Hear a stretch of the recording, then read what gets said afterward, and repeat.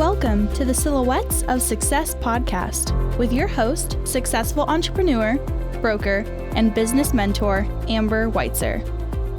Because success comes in all shapes, sizes, and styles, the Silhouettes of Success podcast is shining the light on industrious women with a collection of curated conversations of intentional inspiration designed to inspire your heart, ignite your mind, feed your soul, and gift you with actionable insights directly from inspirational, everyday women who've shown tenacity, grit, and grace, having taken on the challenges in their lives and business and won.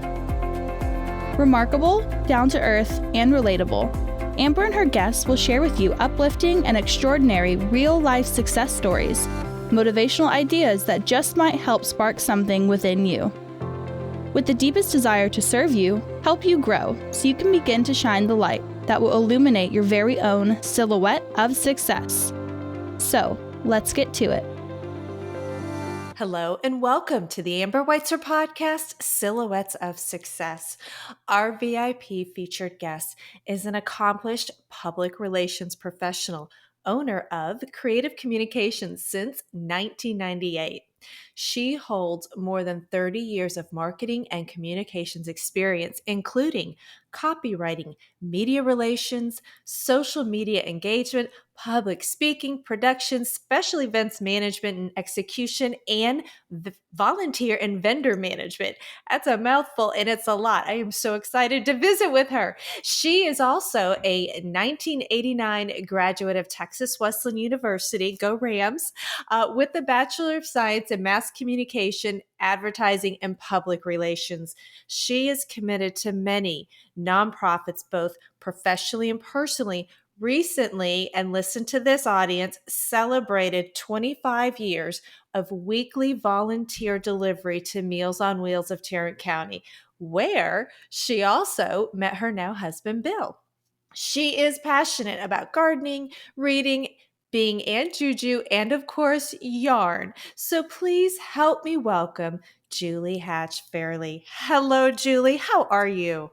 Hi, Amber. I'm great, and it is so nice to be here with you. Thank you for having me today. Well, I am so excited to connect with you and have this one-on-one time so you can share your silhouette of success story with us. It's going to be So, fun. all right, my lady. Yes, I know. So, as we always tease in the world of technology, it's typically not ever perfect. And that's why I love this, because we just get to roll with our lives. So, with that said, I wanted to connect with you here on this point before we jump into a little bit of what you're doing and all of those great things. Help illustrate for our audience the early shaping of your silhouette of success by sharing a little bit more about your background.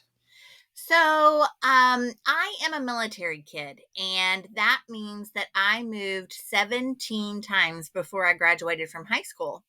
So, when I had an opportunity to be able to plant my own roots, I chose Fort Worth really by default because it's where I chose to go to college. And living here in Fort Worth and going to Texas Wesleyan from 1985 to 1989 was actually the first time I had ever lived someplace in the same zip code for more than 4 years. And so I actually began to establish roots and understand what it was like to build a community, and chose to make Fort Worth home and never really looked back. And it's been an amazing community to live in and be a part of. And this is where I established my PR career, which is kind of what I talk about of my before life now, since it takes up so much, a small portion of my life, as I focus on building my dream of more than a decade, which is to have a local yarn shop. Well, and we are so tickled to jump into that and find out more. Fort Worth has just a certain charm that you won't find anywhere else. True? Yes, absolutely. It does. I think just the access to culture as well as a huge philanthropic community is really what tugged at my heartstrings here. The ability to be able to feel grounded and be real while also having access to world-class business connections and education and culture really made this place become home for me quickly. Yeah, agree with you and put it so perfectly. Okay, milady. So, how about this? The alarm clock goes off if you use one, and the work day or business day begins. What does a day in the life look like for you? Are you maybe structured? Or do you have a routine? Are you more of a spontaneous spirit? Talk to us a little bit about that. Am a little bit more of a spontaneous spirit. I think structure went out the window for all of us with the global pandemic, and it's still taking me a while to kind of get my structured legs back, if you will. The day looks very different for me Wednesday through Saturday than it does Sunday through Monday. I have two businesses now with my PR business that I try to focus on mostly on Mondays and Tuesdays. And then I have the yarn shop, which is open Wednesday through Saturday. So the good thing about both of those careers is that it's really never the same day twice.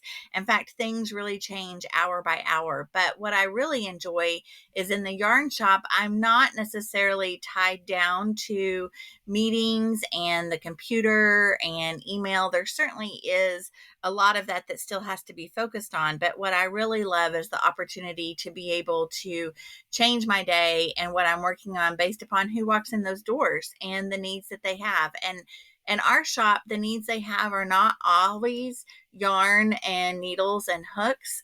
We really focus on building a community there and have a living room that's open for anybody to come sit and visit and stitch in anytime that we're open. And surprisingly enough, we found that place is really kind of the heartbeat of our shop. And therefore, a lot of people choose to be able to sit in there and maybe share with us about what's on their heart and on their mind. And so my day kind of spins around what's happening in our living room at the yarn shop. Okay, magical. And that goes right into the segue of the next question I wanted to visit with you about. So that couldn't have been more perfect. So, your gifts of abundance to others and community, we touched on it in the introduction for you, but you've mentioned it now already, just minutes into our conversation, talking about Fort Worth and now your living room in your yarn shop. So, with your abundance that you give, it is in full vibrant view. That is just clear as day.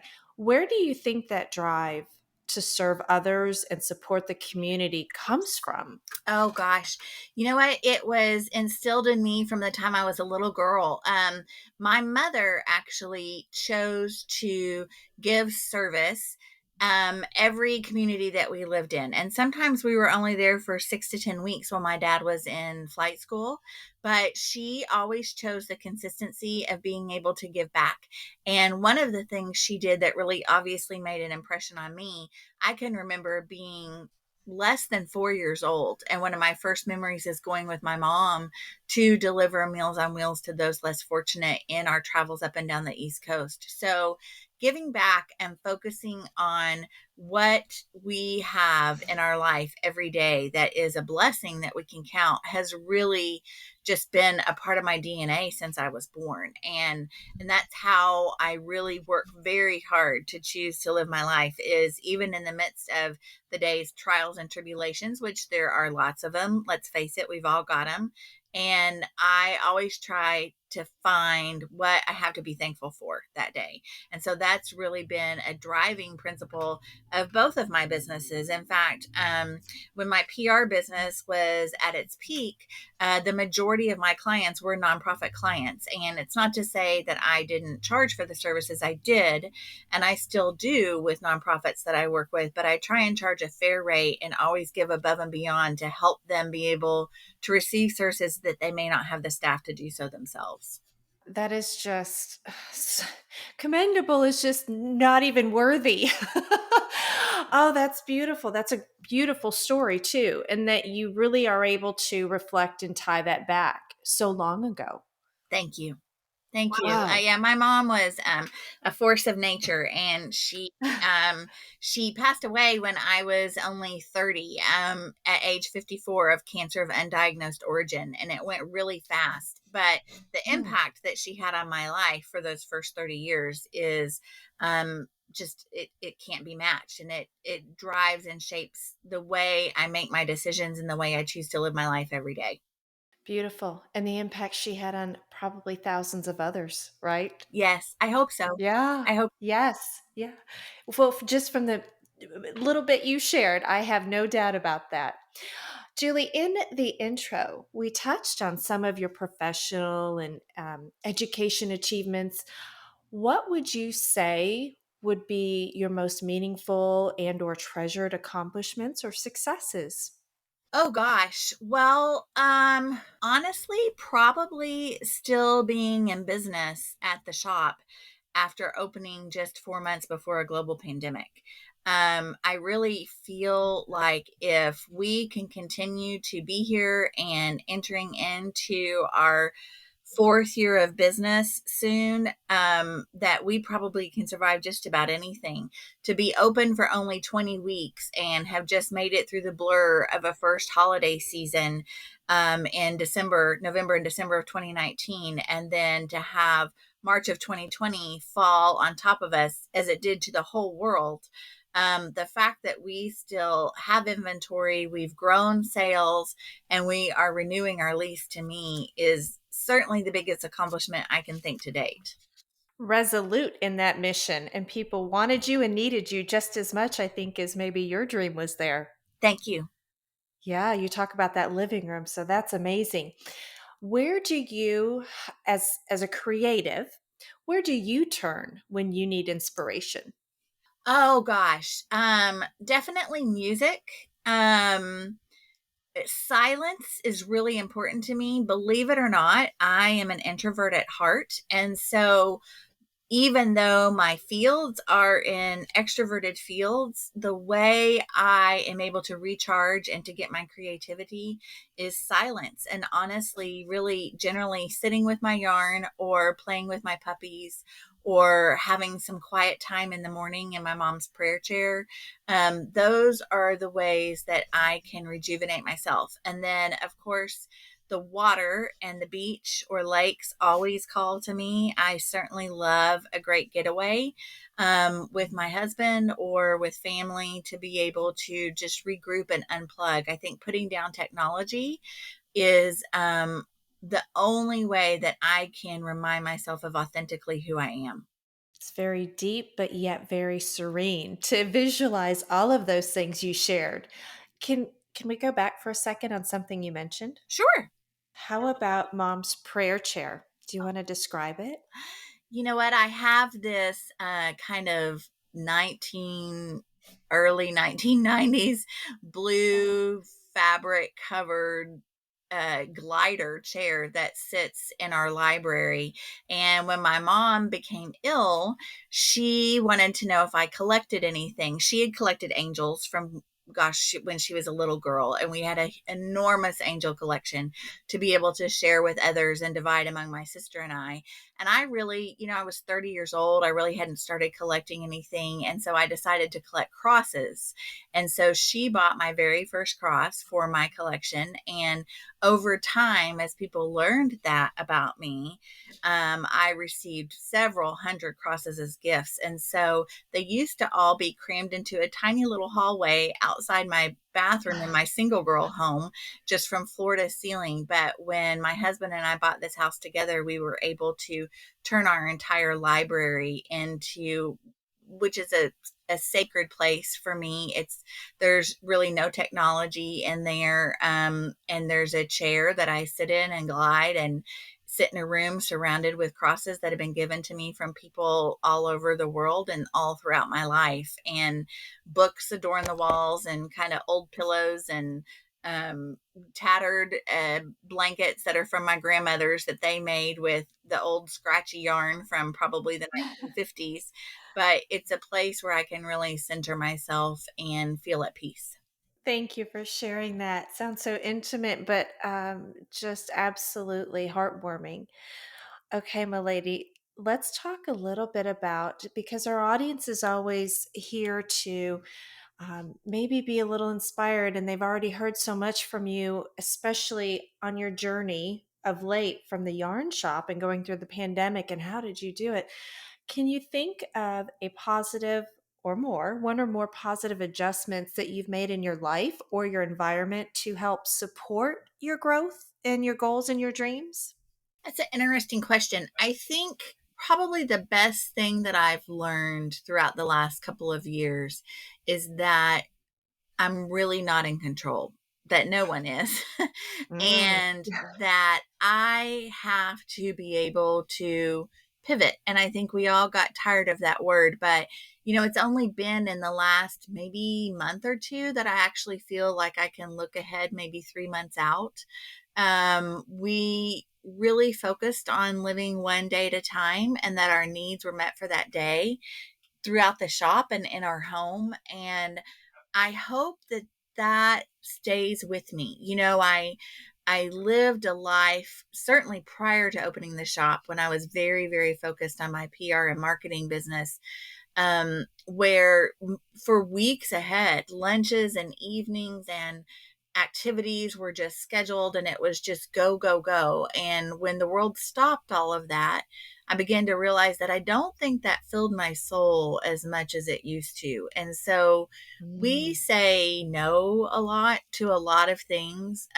We really have simplified our life a lot from the pandemic and are trying to keep it that way. We may look like we go out and do lots of great things because of what you see on Facebook, and we do enjoy our gatherings with people, but we also in this family realize that we have to have time in our home, just us with our pandemic puppies, and watching whatever we want to binge on TV or sitting on the porch swing and reading. And we do puzzles.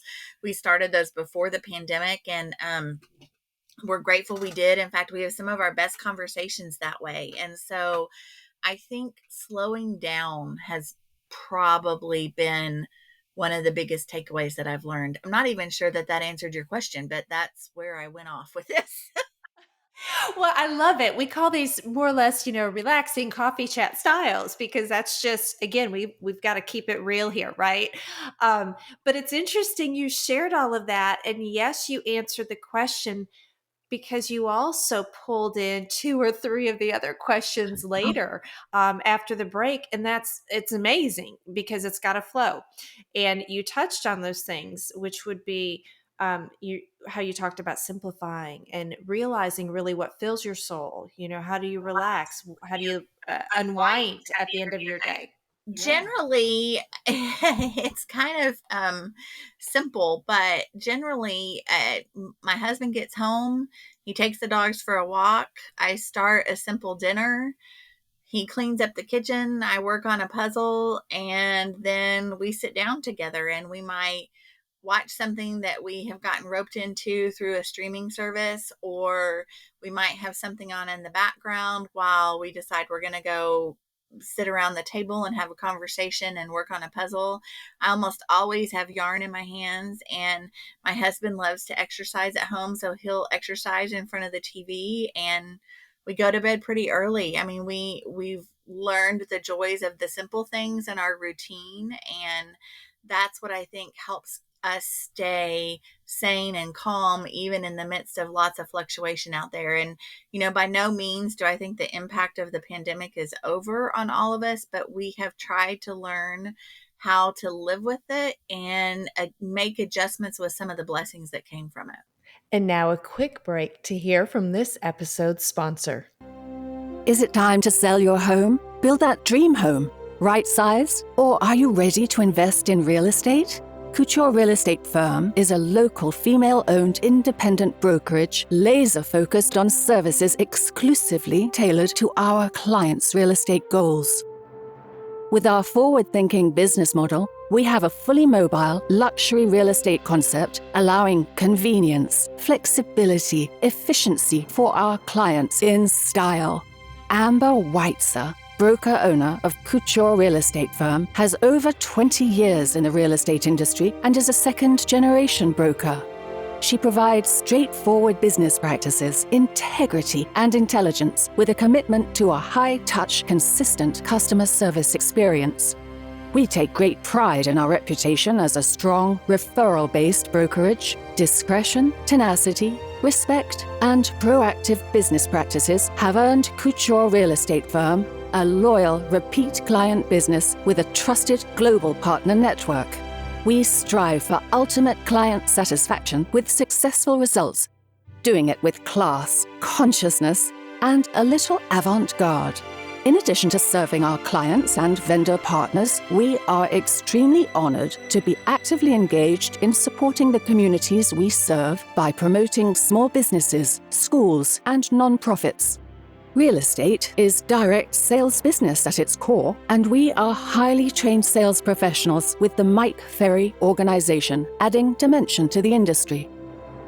Passionate about customer service, dedicated to client satisfaction, and driven to achieve successful results for our clients. Call Couture Real Estate Firm today at 817-233-7239 to discuss your real estate goals.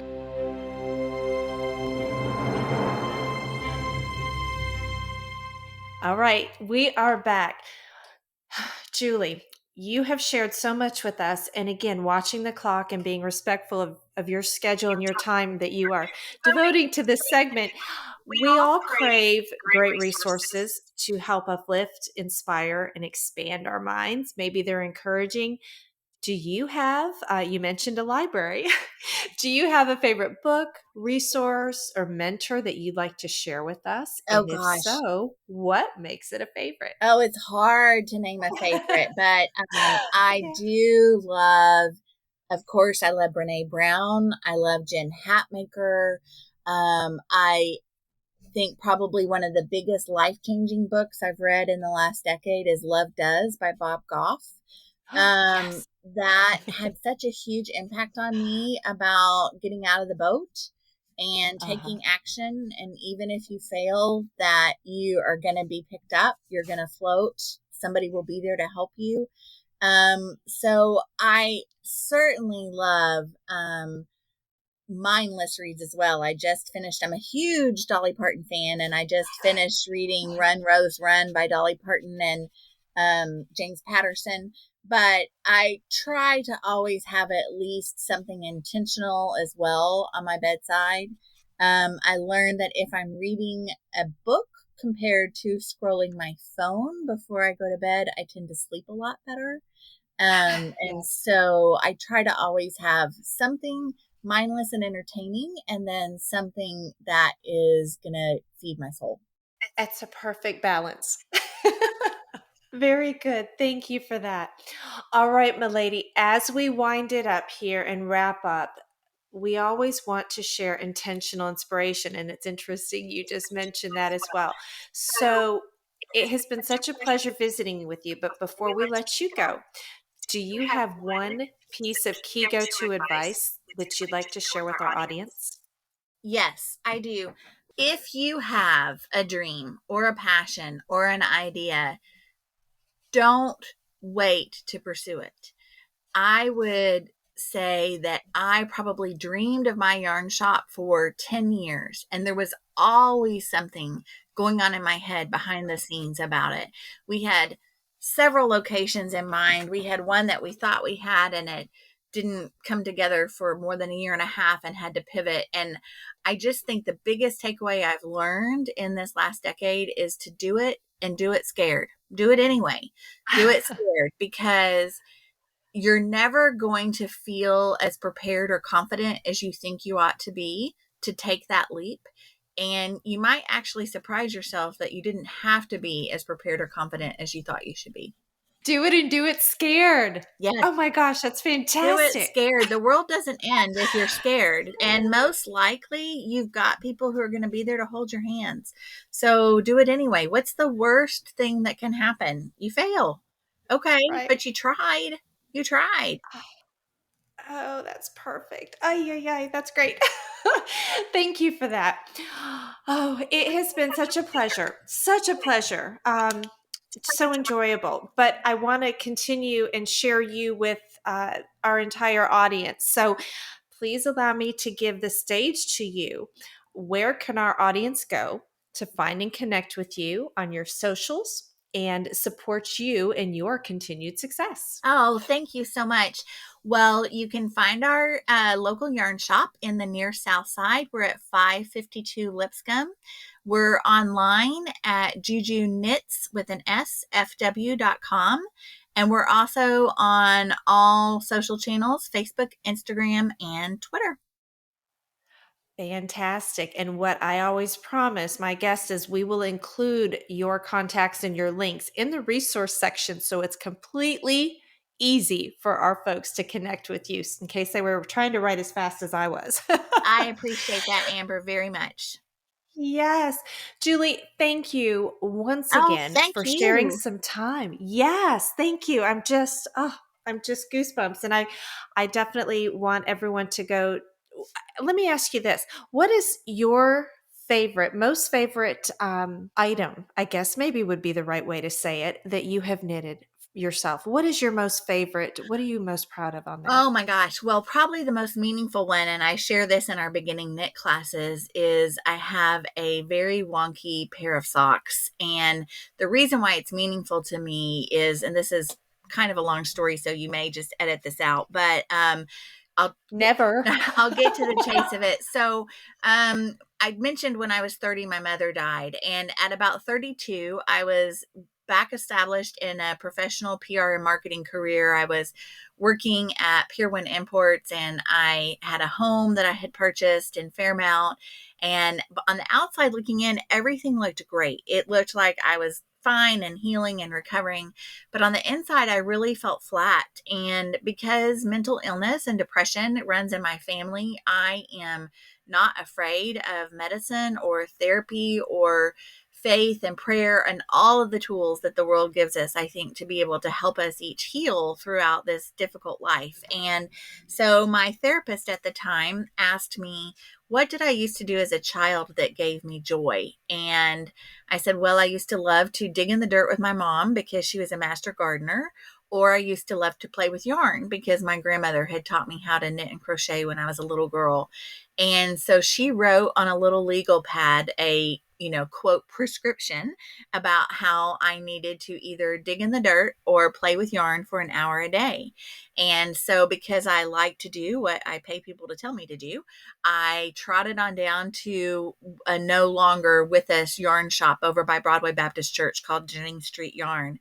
And I walked in and I said, okay, I'm here and I want to sign up for your very next knitting class. And they asked if I knew how to knit. I said, well, I did a couple decades ago, but I'm sure I can pick it back up. And they said, well, our next class is a sock class. And that's not necessarily for beginners, but I'm pretty stubborn if you can't tell. And so I said, no, I'm going to do it.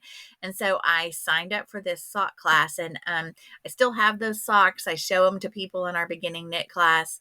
They are, if you are an experienced knitter, you will look at them and realize, oh, these are terrible. The toes are too pointy, and I don't think my heel fits in one of the heels, and the ribbing at the top, one of them doesn't even stay up. But those socks are probably the single most important thing that I've ever knitted. And it's because they help me learn the healing power of yarn, and they help me learn to still my soul and sit and breathe and quit worrying about my planner or what was on the computer, what was in my email. At that time, we didn't have phones that we could scroll to find anything out at our fingertips.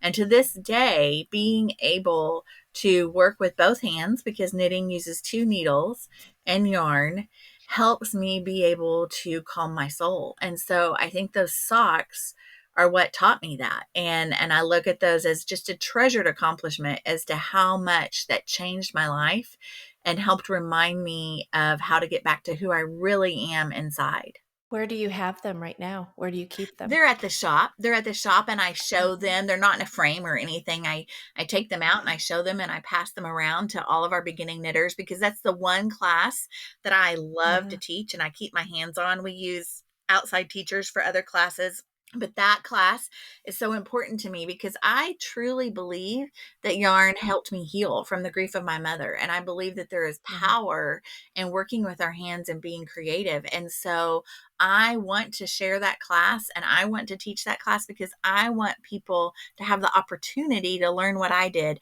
And hey, it may not be for everybody, but it was for me. And that's why Bill and I created Juju Knits, was not to sell things. I mean, of course we have to do that to pay the rent and keep the lights on and all of that, pay our people. But we built that place because we wanted to build a community to allow people to gather together and visit and work with their hands and put down their devices, and people share all kinds of things there. We've had people come in with terrible diagnoses from doctor's appointments nearby. We've had people come in shortly after the death of a loved one. We've had people come in to have to problem solve. The only thing that we say is off limits from discussing in our shop is we don't discuss politics, because we want everyone from all walks of life to feel like it's a safe space for them to come. Oh, shoot. And there's my puppies. Hang on. Let me shut the door. Sorry. Don't be sorry. Okay, so we're not editing this out because I tell you, no. What did we just talk about earlier that we learned through the pandemic, right? We control nothing. We control nothing, and they were being so good. Oh, they were being so good. You know, what you don't know about me is that I am actually not an animal person, and I really felt like I was born with that gene missing. But my husband has had pets his entire life, and so a couple of years ago, his last animal that he had, a dog named Peanut, Sweet Peanut. Peanut crossed over the Rainbow Bridge, and it took him more than a year to want to consider to get another animal. And he'd never had a night in his life where he didn't own an animal until that point.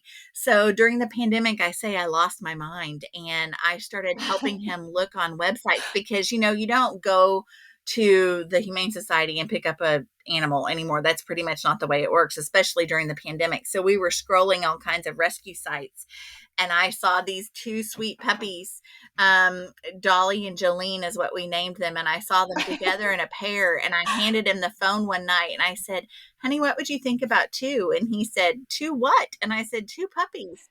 And he looked at me and he was like, what have you done with my wife? And I tell you, these girls have changed my life. They have changed my life. They were the best thing for my heart and soul during the pandemic, to keep you can't be depressed when you have these two little puppies that just adore you. So now I am truly a dog mom. Like, I have a coffee mug with me and the dogs on it together, and I am a dog mom. I get sad when I leave them. He has to FaceTime me when I'm gone with them. I mean, I've lost my mind. Oh, that's fabulous. Oh, I love it. And did you say Dolly and Jolene? I know I heard that right, correct? Yes, Dolly and Jolene. Oh, of course. Of course you're a Dolly fan. I love Huge that. Dolly Parton fan. In fact, we have a life-size cardboard cutout of Dolly Parton in the yarn shop. So, yeah, big Dolly fan here. Oh, I happened to see that on one of your YouTube channels or one of your YouTube videos. Oh, I thought, okay, all right, she is my kind of lady. You betcha. Oh, well, I will have to definitely sign up for that sock class, because it gave me goosebumps. You know, many things did in what you shared. And so it is such an honor. Thank you so much for sharing a little bit of you today, and your story, and your just, again, a synopsis of Silhouette of Success for you. So very grateful to you for all your time and the laughter and just the moving, inspirational opportunities for us to go back and listen to some of your journey. So thank you, Julie. Thank you, Amber. I appreciate it. Blessings to you all. All right. Bye-bye now. Bye-bye. Thank you for joining us on this episode of the Silhouettes of Success podcast. If you enjoyed the show, make sure you subscribe so you don't miss out, and join us for all the new episodes. We are here for you and with you. We encourage you to share this podcast on all your socials and pass on the light to help illuminate another silhouette of success. Amber would love to hear from you, and you can find her on Facebook, LinkedIn, Instagram, or head over to amberweitzer.com. Let's connect. Help us all shine, and leave us a review too. To find out the latest ways to inspire your heart ignite your mind, and gain actionable insights, subscribe at amberweitzer.com. We are honored, humbled, and full of joy that you've tuned in. Remember, you are exactly where you need to be, right here with us. This is the Amber Weitzer Podcast, Silhouettes of Success.